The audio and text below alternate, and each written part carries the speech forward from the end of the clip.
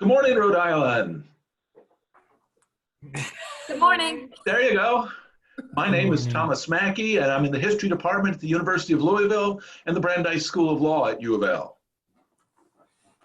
And I'm Hank Chambers, University of Richmond School of Law.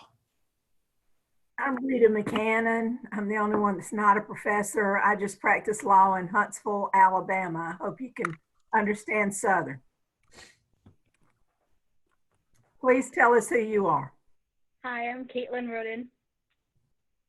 Hello, my name is Zach Barnett. Hi, I'm Noah Kraus. Hi, my name is Ethan Harnwa, and we're all freshmen from North Smithfield High School, and our teacher is Natalie O'Brien. Well, good to see everybody. Let me go ahead and get the question read and then have you launch in. We're Unit 3, and it's question 3. It reads as follows. In 2020, we celebrate the ratification of the 19th Amendment, which recognized the right of women to vote. Despite recent controversy, the Equal Rights Amendment has not yet been declared ratified. What are the similarities and differences between these two amendments? What impact, if any, has the 19th Amendment had on women in achieving equality with men in the United States and around the world? What are the advantages and disadvantages of states passing their own equal rights amendments rather than ratifying a national constitutional amendment? You may begin. The Equal Rights Amendment, or ERA for short, was introduced in 1923 by the National Women's Party. This amendment would prohibit discrimination against all sexes and provide for legal equality for all genders. In 1972, 49 years after it was introduced, the ERA was passed by the Senate and sent to the states for ratification. Through 1977, 35 out of the necessary 38 states ratified the amendment. It was on pace to be passed until a large number of conservative women protested against it, claiming it would disadvantage housewives, cause women to be drafted into the military, and lose protections such as alimony. This worked, as it did not reach the 38-state mark, and 5 states even voted to rescind their votes on the ERA. However, it is still a debate today if states are allowed to do this. Interest in the ERA was revived during the 2010s. Nevada became the first state to ratify the ERA after the expiration date of both deadlines, and Virginia became the 38th state in 2020. The ERA is sure to be a controversial topic, no matter if it ends up being passed or not. The Rights Amendment is very similar to the 19th Amendment, which gave women the right to vote and was a huge factor in achieving equality under the law for both men and women. Both amendments promote equality for women, but the ERA grants equality to everyone and is not gender specific. The ERA focuses on equality under the law and getting rid of sex-based discrimination. The 19th Amendment focuses on granting women suffrage. The ERA has been a highly debated topic since it was created. The positives of the amendment are that it would get rid of discrimination based on sex, which is still present today. It would provide for a clear judicial standard in cases involving sex discrimination, and it would reinstate the important principles our democracy was built on. For example, the 14th Amendment's Equal Protection Clause did not apply to women until 1971 and still doesn't provide women with the same level of protection as other groups. Some of the reasons to oppose it are that it may undermine family structure and intrude upon religious practices. Many also argue that women are already protected against discrimination laws, such as the Equal Pay Act, Title VII and Title IX of the Civil Rights Act, and Supreme Court decisions based on the 14th Amendment. The 19th Amendment has had a huge impact on women achieving equality, not just in America, but in the whole world as well. The biggest impact was that it gave women the right to vote, which before was exclusively held by men. In addition to giving women the right to vote, it also gave them the ability to have a voice in the government and to have their opinions heard. Before it was passed, the only way for women to have their voice heard was through interest groups and other organizations. Though these groups at times could be helpful for women, they were not the most efficient way of getting their voices out and making change. With the right to vote, women are able to elect people they feel will hear their views and represent them. Today, more women than ever are running for office and getting elected, with over 24% of the 116th Congress being composed of women. The 19th Amendment has brought us closer to the ideas set by the founders upon which our democracy was built. They helped further reach the all men are created equal phrase in the Declaration. The amendment has had a lasting impact on our country since its passing.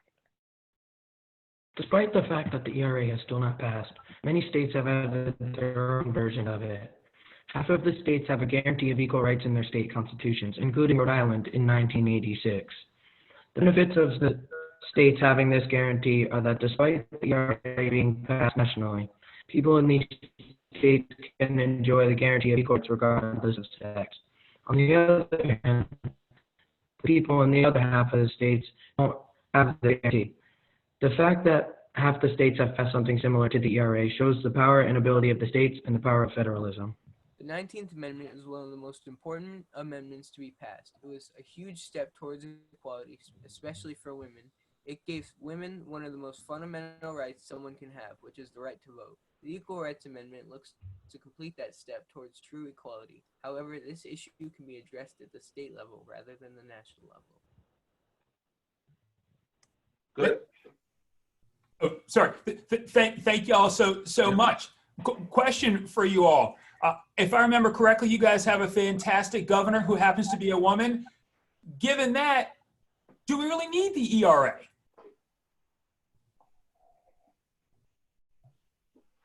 I do think that we still need the ERA because, as I said in the paper, only 24% of the 116 Congress is made up of women, and which shows that there's a lot more men in politics than women.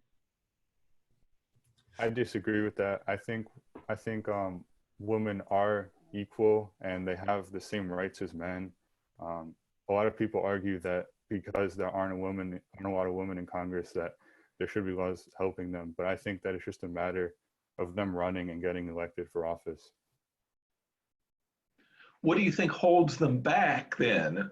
Because this question is about constitutional structure and new amendments, but you've just talked about a cultural issue here of holding women back from running for office. So help me understand this relationship between culture and constitutional structure. Or is there a problem? I think culture does hold them back because a lot of people, they'll just say, oh, it's a woman running for office, I'm not going to vote for them. And there's still people who believe that today. So I think that's one of the main issues, is just people not believing in women and not supporting them.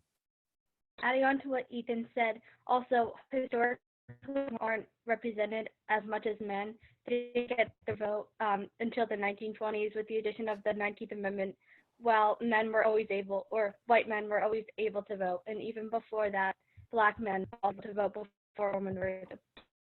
There's been some disagreement about whether or not Vice President Biden coming out early and saying he wanted a woman on the ticket with him is for women or is to get the state that he needs the worst to put him over the top to get elected.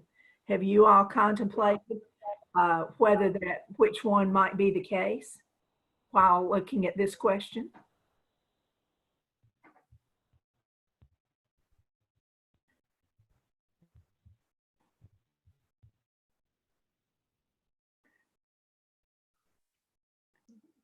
Let me restate. What she's saying is that, do you think that Biden's statement is about a genuine concern about helping women, or is it more a political move to try to ensure he gets enough states in the Electoral College to be elected?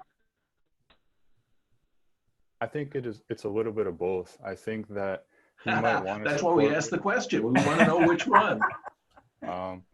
Probably more towards gaining the states that he needs, because he might be in support, but he definitely needs those states, and he'll pretty much do whatever he needs to win them over. And I think that's part of it. I agree. I think it's just more of gaining political power. And if he does need to say that he supports these issues in order to gain a state, I think he will. I agree with Caitlin, as a lot of people have dropped out already, so making the candidate game harder. So are the Equal Rights Amendment and the 19th Amendment about giving women extra rights, or are they about taking the consideration of sex out of the public sphere? I think these two things do different things.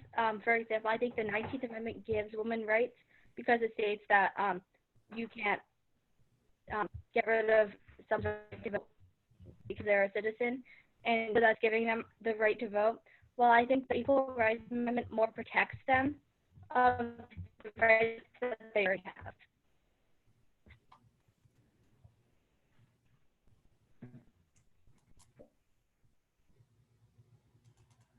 Cool. So in terms of the Equal Protection Clause and the kind of protection the Equal Protection Clause gives to women, what more does the Equal Rights Amendment give than the Equal Protection Clause already does?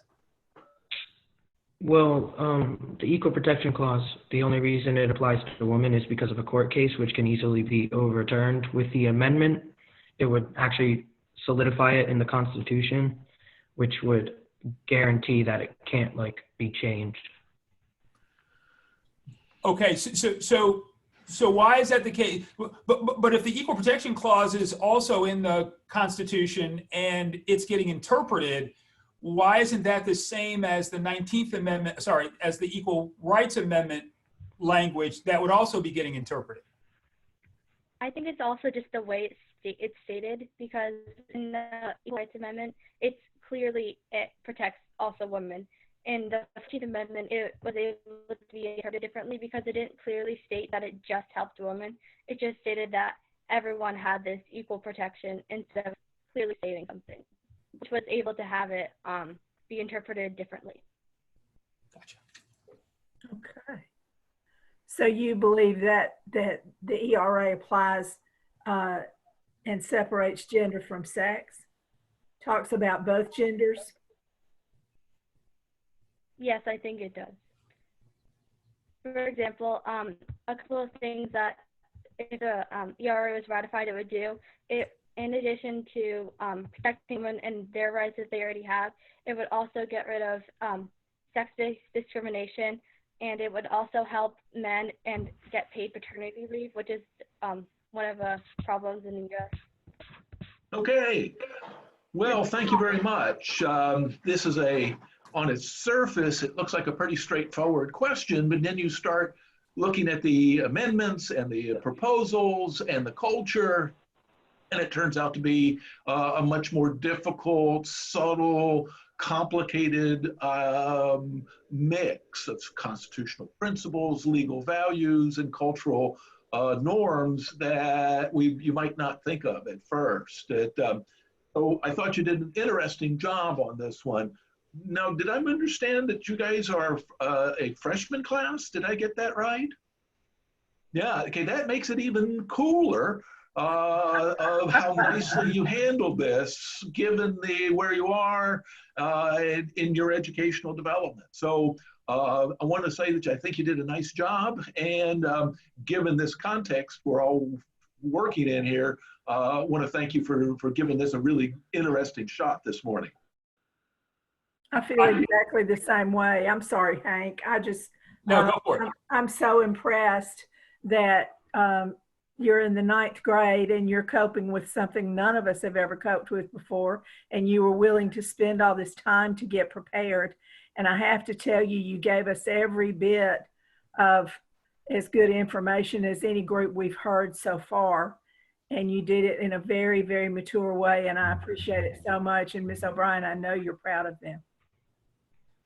I agree. Good job, folks. And you all have a lot of good years ahead of you, but a lot of responsibilities, because you all have to make sure that the promise of the ERA actually comes to bear. We tried, but our generation kind of messed up. So it's on you all, and go ahead and fix it, and we'll say thanks when you all do. So overall, well done, guys. Okay. You. Thank you so much. All right.